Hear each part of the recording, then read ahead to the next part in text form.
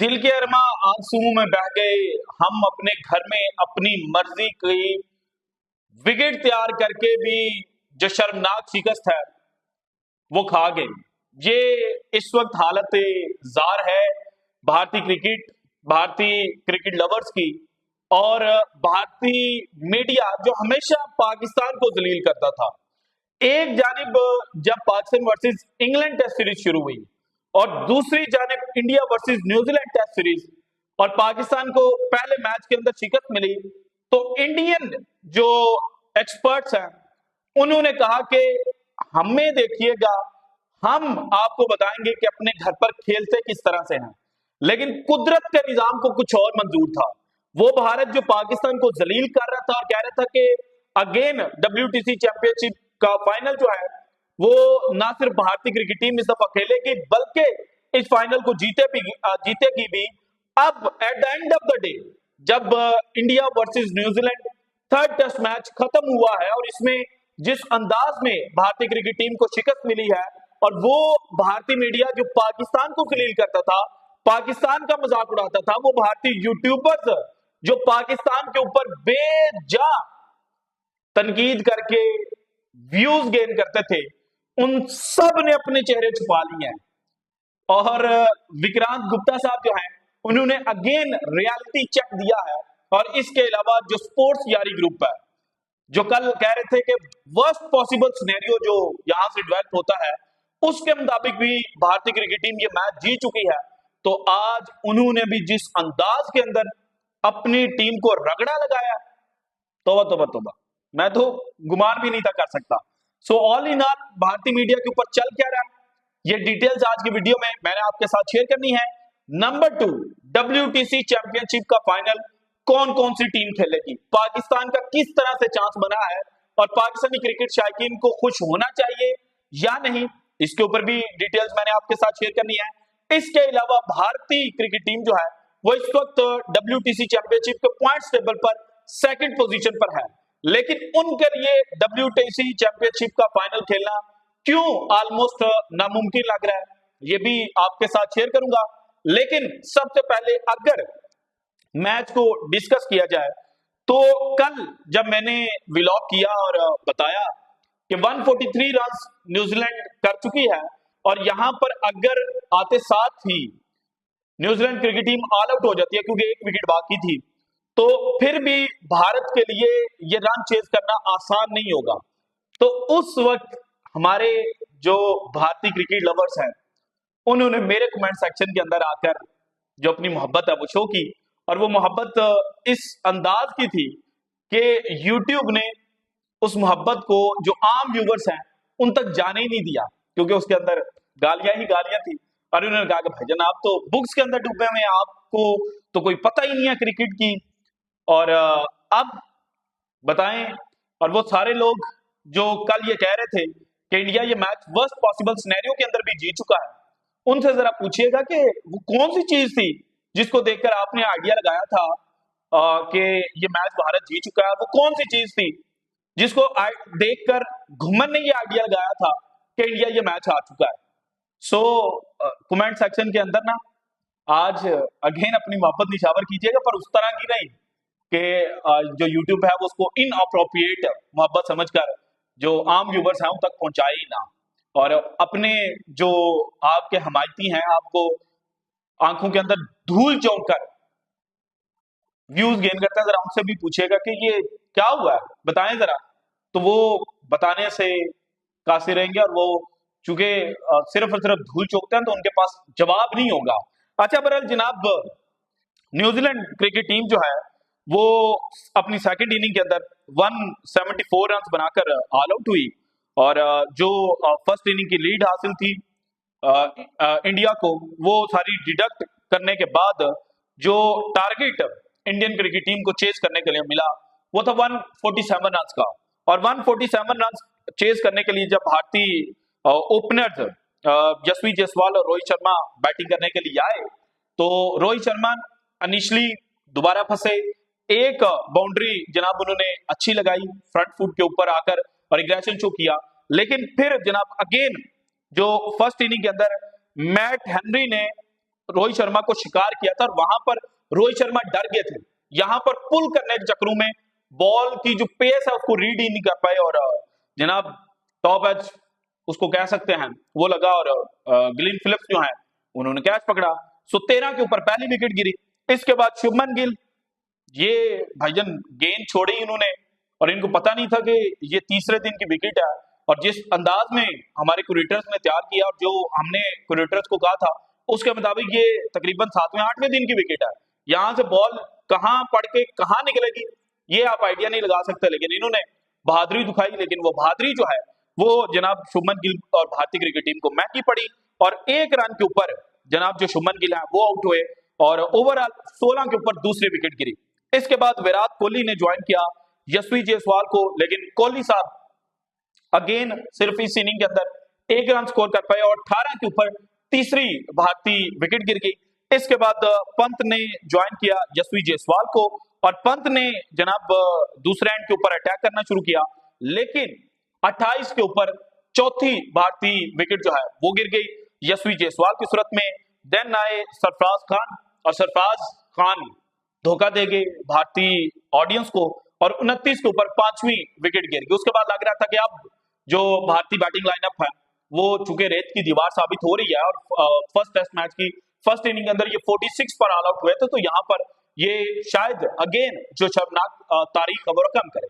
लेकिन जो counter attack किया पंत ने वो भारत के लिए बड़ा मुफीद हुआ और रविंद्र जडेजा दूसरे एंड के ऊपर सिर्फ जो स्ट्राइक है वो पंत को दे रहे थे और पंत चौके छक्के जो है वो लगा रहे थे। 9 चौके 1 छक्के की मदद से पंत ने 64 रन स्कोर किए, लेकिन रविंद्र जडेजा सिर्फ 6 रन स्कोर कर पाए और जनाब जो भारत की छठी विकेट है वो जाकर गिरी 71 रन के ऊपर। उसके बाद वाशिंगटन सुंदर आए और दोनों ने जनाब लंच तक कोई भी मजीद विकेट जो है वो नहीं गिरने दी। इसके बाद जनाब लंच के बाद 106 के ऊपर जाकर 7वीं भारतीय विकेट गिरी पंत की सूरत में और जो रिमेनिंग 40 रन थे वो ऐसे लग रहा था कि अब ये 80 में कन्वर्ट हो चुके हैं क्योंकि भारत के पास नीचे बैट्समैन नहीं थे मुस्तनद और पंत का जो आउट है वो बड़ा कंट्रोवर्शियल है। अब जो भारत को माजी में एजेस मिलते रहे हैं अगर उनकी व्यू से देखा जाए तो ठीक है भाई ये ठीक आउट था, लेकिन अगर एज अ फेयर जर्नलिस्ट और फेयर क्रिकेट लवर के तौर पर देखा जाए तो कहीं ना कहीं जो एज का फेवर था ना वो पंत को मिलना चाहिए था, लेकिन आज किस्मत इनके साथ नहीं खड़ी थी और पंत जनाब आउट हुए। उसके बाद आर अश्विन और वाशिंगटन सुंदर ने थोड़ा सा जो रन है उनको आगे बढ़ाना शुरू किया। 121 रन जब हुए तो तब जाकर 8वीं विकेट गिरी आर अश्विन की सूरत में। उसके बाद आकाशदीप आए और आकाशदीप जो है वो जनाब अपनी पहली ही गेंद के ऊपर जो फिलिप्स हैं उनके हाथों बोल्ड हो गए और 121 के ऊपर ही जो नामी विकेट है इंडिया की वो गिर गई। और इसके बाद जनाब जो वाशिंगटन सुंदर दूसरे एंड के ऊपर मौजूद थे उन्होंने भी बड़ी शॉट लगाने के चक्करों में जनाब अपनी विकेट जो है वो दे दी और 121 के ऊपर भारत की टीम ऑल आउट हो गई। और जैसे ही भारत ऑल आउट हुआ उसके बाद भारतीय मीडिया का मातम देखने वाला था। पहले जरा ये सुनिएगा कि कल जब भारत 9 विकेट हासिल कर चुका था तो उस वक्त इंडियन मीडिया क्या चला रहा था और आज जब मैच आ रहे तो उसके बाद क्या चलना शुरू हुआ, आपको मजा आएगा। इसके बाद WTC चैंपियनशिप के ऊपर मैं आता हूँ, जरा सुनिएगा। वाशिंगटन सुंदर एक आकाशदीप, लेकिन फिर से मैं आपको वो ग्राफिक दिखाना चाहता हूँ जो, और अभी याद रखना ऑल आउट 143 का टारगेट मैं बोल रहा हूँ इसलिए मैंने 150 रखा है। चलो भाई बहुत हद से हद हो जाए 7 रन और मिल जाए 150 का टारगेट मिलेगा। एक बात बताइएगा पांडे जी, क्या ये मुझे लग रहा है कि मक्खन की तरह होना चाहिए? बिकॉज मुझे लग रहा है 150 भी हो गया तो मक्खन की तरह होना चाहिए। ऊपर से रोहित शर्मा मारेंगे, यशस्वी जायसवाल मारेंगे, आपके पास ऋषभ पंत नीचे है। जो ऋषभ पंत है तो मुझे पूरा यकीन है जीत रहे हो। विराट कोहली है, चलो अभी तक नहीं हुआ ना, अश्विन की भी तो बुरी सीरीज जा रही थी। अच्छा, तो अश्विन की भी अच्छी यहाँ पे अच्छा वापसी हो गई है। रोहित की बुरी सीरीज जा रही है वो अच्छा कमबैक कर सकते हैं, विराट की बुरी सीरीज जा रही है अच्छा, यशस्वी जायसवाल तोड़ेगा आपके लिए, शुभमन गिल बहुत बढ़िया करके आया वो तोड़ेगा, ऋषभ पंत है आपके पास, सरफराज में हुल्ली बुल्ली ठीक है नहीं हुआ आप तो मारेगा, उसकी तो शायद जरूरत भी ना पड़े, उसकी तो शायद जरूरत भी ना पड़े। अच्छा, इसके बाद जब इंडिया हारा तो विक्रांत गुप्ता साहब स्पोर्ट्स टॉक के ऊपर क्या कह रहे थे, देखिएगा सुनिएगा आपको बताएगा। क्या अभी अलाउड है? मेरा सवाल ये है, क्लीन स्वीप अलाउड है? ये कोलैप्सेस अलाउड है? ऋषभ पंत के तौर पर ऋषभ पंत बचाना, ऋषभ पंत बाकी क्या करने आए हो, तमाशा देखने आए हो? तो होना ही था भाई। मैं आप लोगों से कभी क्रिकेट देखी है, बट घर पर देखें, इंडियन क्रिकेट टीम का जो मेन पिलर है वो विराट कोहली, और पिछले 3 सालों में, और 3 भी नहीं, 2019, 20, 21, 22, 23, 24, कितने हो गए, 6 साल। अगर इन 6 सालों में विराट कोहली की टेस्ट क्रिकेट के अंदर परफॉर्मेंस मैं आपके सामने रखूं तो 42 मैचेस इन्होंने खेले, 71 इनिंग्स के अंदर इन्होंने बैटिंग की, और इन 71 इनिंग्स के अंदर इन्होंने 2450 रन स्कोर किए, और जो एवरेज निकलती है वो 34 के अराउंड है। अब जब आपका मेन खिलाड़ी ये परफॉर्मेंस दे रहा है ना, तो फिर आप जीत नहीं सकते। और विराट कोहली बहुत डाउन चल रहा है 2019 के बाद से, इक्का दुक्का दरमियान में इनकी अच्छी 50, अच्छी सेंचुरी जरूर आई, लेकिन वो जो अच्छी सेंचुरीज भी आई 2019 के बाद, वो दोनों विनिंग काज के अंदर नहीं गई। और भारत इसलिए बच रहा था क्योंकि कोई ना कोई खिलाड़ी खड़ा हो जाता था। भारत अगर जनाब ऑस्ट्रेलिया के अंदर जाकर 2 टेस्ट सीरीज जीता, उसमें रेहाने, उसमें पुजारा का बहुत बड़ा हाथ था, लेकिन इन दोनों को साइडलाइन कर दिया गया। फिर केएल राहुल टीम के अंदर था, जब भी टीम आती थी केएल राहुल के ऊपर जनाब जो अवाम है वो कूद पड़ती थी।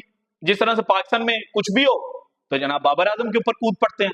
तो अब वो पाकिस्तान के अंदर भी बैठे हुए लोग जो फखर जमान के ट्वीट हैंडल से जो ट्वीट की गई थी, उसके बाद नाराज होकर कह रहे थे कि हैं ये क्या बात हुई, ये आप कैसे कंपेयर कर सकते हो, तो आप जरा बताइएगा।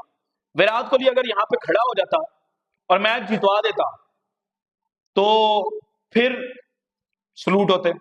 अगर पंत वहां पर आउट ना होता और पंत भी मैच जितवा जाता, तो ये जो विराट कोहली की दोनों इनिंग्स के अंदर सिंगल डिजिट के अंदर स्कोर है, ये जनाब छुप जाते, कोई इसके ऊपर बात ही ना करता। सो भारत के पास अगर विराट कोहली है तो उसके अलावा रोहित शर्मा, केएल राहुल, पंत, अब यशस्वी जायसवाल, इसके अलावा शुभमन गिल, सरफराज खान, कहीं ना कहीं कोई ना कोई बंदा जो है वो खड़ा हो जाता है। जडेजा और अश्विन तक बैटिंग करके गए। सो कमजोरियों के ऊपर पर्दा डल जाता था। लेकिन अब चूंकि वो नीचे से खड़े नहीं हुए या कोई और खिलाड़ी उस तरह से जनाब सिंगल हैंडेडली मैच नहीं जितवा पाया, तो वो सारी कमजोरियां खुलकर सामने आ गई, जिनके बारे में विक्रांत गुप्ता ने ट्वीट भी की थी। अब आते हैं जनाब WTC चैंपियनशिप। इसमें देखें तो करंटली जो भारतीय क्रिकेट टीम है वो 14 मैचेस खेलकर 8 मैचेस जीती, 5 हारी, 1 उनका ड्रॉ हुआ, 98 उनके पॉइंट्स हैं, और जो परसेंटेज ऑफ पॉइंट्स है, चूंकि इसकी बुनियाद पर क्वालिफाई करना है, तो 58.33 है। और अब भारत ने अगर बगैर किसी के मदद के WTC चैंपियनशिप के फाइनल में क्वालिफाई करना है, तो फिर यहां से कम उनको अगले 4 टेस्ट मैचेस जीतने हैं। अगर वो 4 मैचेस जीतेंगे तो तभी उनकी जो परसेंटेज है वो 64 तक पहुंचेगी, और अगर सिर्फ 3 मैचेस जीते तो फिर ये 58.8% तक पहुंचेगी। और भारत ने जो अगले 5 मैचेस अपने खेलने हैं, जो रिमेनिंग WTC चैंपियनशिप के हैं, ये 5 ऑस्ट्रेलिया के अंदर है। भारत सीमिंग कंडीशंस में भी फंसा है, भारत स्पिनिंग कंडीशंस में भी फंसा है।